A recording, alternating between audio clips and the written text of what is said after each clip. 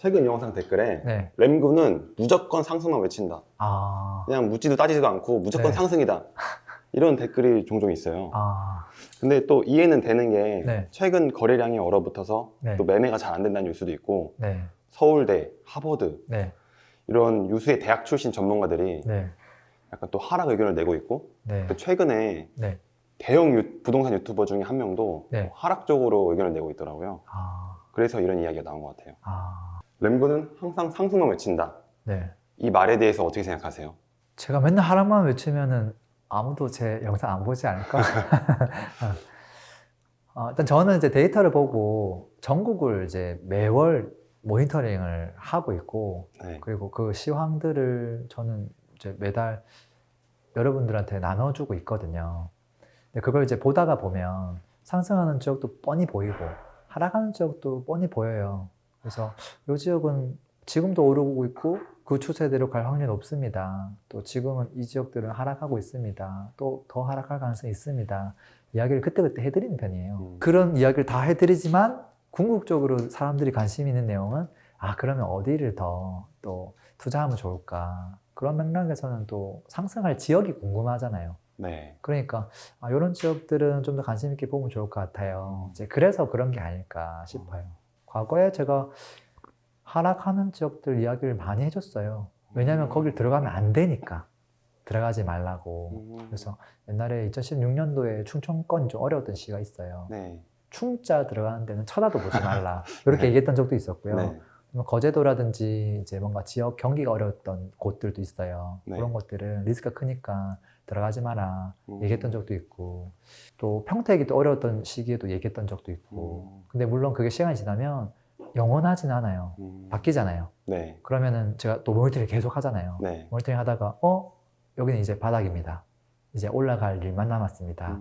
이렇게 또 업데이트 해주거든요. 네. 근데 이제 유튜브 상에서는 사실 그걸 뭐 매달 영상을 뭐 시황 분석을 해주는 건 아니다 보니까 1년 전에는 사람이 내린다고 했는데 한 1년 6개월 지났더니 오르는 지역도 있어요.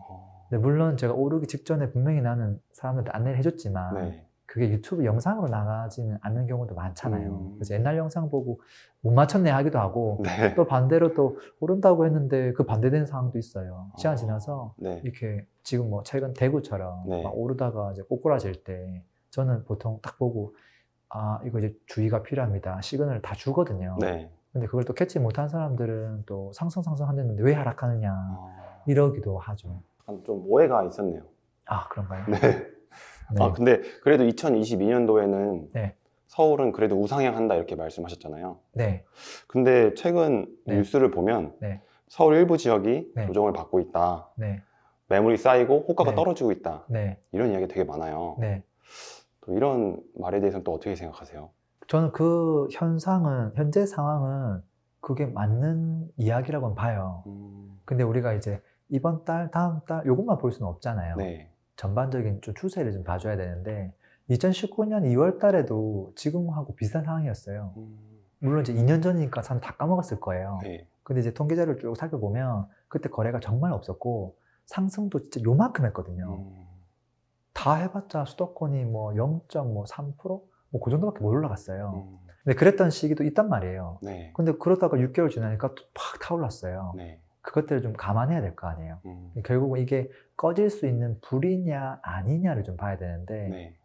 제가 보고 있는 지표들은 일단 첫 번째로는 일부 이제 못난이들 시세 낮춰서 내놓고 있는 것도 맞고, 네. 거래가 안 되고 있는 것도 맞아요. 네. 다 맞아.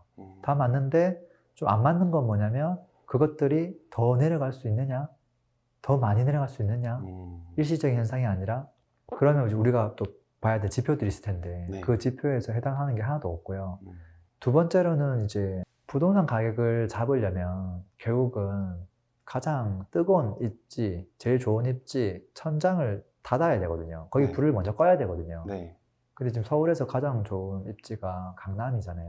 네. 그곳들은 현재 뭐 반포를 필두로 네. 뭐 압구정 말할 것도 없고 천장을 지금 계속 뚫고 있거든요.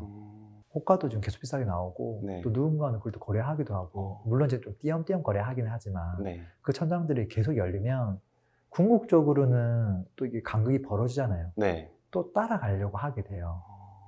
물론 대부분의 지역들은 지금 대출 규제라든지 네. 그런 것들이 많아서 어떻게 보면은 지금 조정을 받고 있다라기보다는 그냥 조정 당하고 있다? 뭐 대출 규제로 아예 집을 못 사게 해서 그런 거라고 보거든요. 네. 시장 본연의 내재 가치에서 자연스럽게 이 조정받고 네. 있는 게 아니라 그냥 아예 뭐 사지도 마. 뭐 너는 절대 뭐 팔면 안 돼. 세금 뭐 80%야 이렇게 된 상황이기 때문에 네. 거래가 안 되고 있는 거고.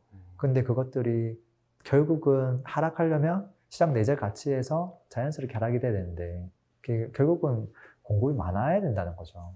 그래서 궁극적으로 저는 우상향할 거라고 보는 거죠. 사람들마다 보는 관점은 좀 다를 수 있겠죠. 지금 네. 현재 분위기가 안 좋으니까 그러면 요 추세대로 갈 수 있다. 네. 이렇게 얘기할 수도 있지만 그럼 그 기준이 뭐예요라고 했을 때 저는 항상 얘기하는 기준 5가지가 있거든요. 이 5가지에서 3가지가 악재여야 되는데 아직도 악재가 한 가지밖에 없어요. 거래가 때마다. 이거 말고는 모든 지표가 다 괜찮기 때문에 하락할 가능성이 없습니다. 라고 얘기를 하는 거죠. 랭구님, 그리고 최근 뉴스에서 네. 초고가 아파트랑 네. 대출 규제를 받는 아파트랑 네. 계속 양극화가 네. 일어나고 있다. 네. 이 현상이 계속될 거다. 네. 이렇게 또 전망을 많이 하고 있거든요. 네. 랭구님은 네. 어떻게 생각하시나요? 지금 일단 초고가 아파트는 어차피 대출이 안 되거든요. 네. 근데도 지금 계속 올라가잖아요. 네. 그건 그들만의 이제 리그가 있는 거고. 그 다음에 이제 대출이 되는 지역 같은 경우는 대출을 해서 내가 살 수 있는 그 한계치가 있을 거예요. 네. 왜냐면 좀 저가형 아파트는 뭐 그래도 돈을 조금 보태가지고 사야지라고 하는데 네. 대출해서 안 되면 이건 아예 또 점점점 멀어져 가는 거죠. 네. 그래서 그냥 당연히 또 거래량을 줄 수밖에 없지 않는가. 왜냐하면 천장의 입장에서는 돈이 넘치는 상황이기 때문에 30억? 오케이 주세요. 40억? 그거 주세요. 이렇게 할 수 있단 말이에요. 네. 돈이 없는 쪽은 내가 갖고 있는 돈이 딱 정해져 있어요. 1억 5천까지만 내가 실투자금 넣을 수 있는데 대출이 안 되는데 시세가 이만큼 올라가 있기 때문에 감당도 안 돼? 그럼 저는 못 삽니다. 이렇게 되는 거지. 네. 없던 1억을 더 갖고 올 수가 없잖아요. 네. 그러다 보니까 시장 자체가 점점 양극화되는 모습들도 나타날 수밖에 없는 거죠. 네. 실거주자들 입장에서도 그렇고요. 네. 투자 쪽도 양극화가 심해지고 있는 것 같아요. 투자 쪽은 어떤 양극화가 있냐면 네. 옛날보다 투자하기가 너무 어려운 세상이 돼버렸어요. 규제가 너무 많잖아요. 네. 요즘 세무사들이 뭐 양도세를 포기한 세무사가 지금 등장했다고 하잖아요. 그 똑똑한 전문가들이 세금을 포기했대. 네. 근데 투자자들은 그걸 이해하고 다 해석하면 투자를 해야 되거든요. 네. 얼마나 투자가 어려워요. 그러니까 어떻게 되냐면 투자를 잘하는 사람들은 잘해요. 네. 못하는 사람은 투자는 언감생심이구나 손을 놔버려요. 네. 여기도 양극화야. 투자를 잘하는 사람들은 그걸 해법 다 돌파해가지고 막 전국을 대상으로 여러 종목을 틈새 종목을 투자를 하고 있고 아닌 사람들은 실거주를 해볼까 했는데 대출 규제 때문에 돈이 부족해서 사지도 못해. 투자는 이건 내가 너무 어렵고 그렇게 돼 있는 거죠. 앞으로 양극화가 계속 지속될까요? 당분간은 그럴 것 같아요. 당분간은. 네. 점점점 괜찮은 지역들은 시세가 많이 올라 있고 네. 그리고 좀 저렴했던 지역들도 계속 올라가고 있으니까 그 지역들마저 떠나보내고 나면 점점점 안 좋은 지역, 점점점 멀리 가야 되는데 그러면 이제 진입장벽이 높아지는 거예요. 네. 그럼 투자가 더 어려워지는 거죠. 그래서 양극화가 더 심해질 거다. 그리고 이게 제가 무조건 전국이 다 상승한다고 얘기할 수는 없고 분명히 한 2, 3년 정도의 시간이 지나면 모든 지역들이 어려워지는 순간들도 올 수 있다고 봐요. 그때가 되면 또 왜 그런지에 대해서는 당연히 또 안내를 해드려야죠. 네. 네, 근데 아직은 올라갈 지역들은 올라갈 거고 네. 수도권 같은 경우도 뭐 전반적으로는 우상향하지 않을까 싶긴 해요. 랭구님, 마지막으로 네. 램구는 상승을 외친다에 대해서 네. 간단하게 한 줄 평 부탁드리겠습니다. 한 줄 평? 네. 저는 상승론자가 아닙니다. 나무를 보지 말고 숲을 보세요. 감을 믿지 말고 데이터를 보세요. 이렇게 한 줄 요약해 드릴게요. 네. 감사합니다. 네, 고맙습니다.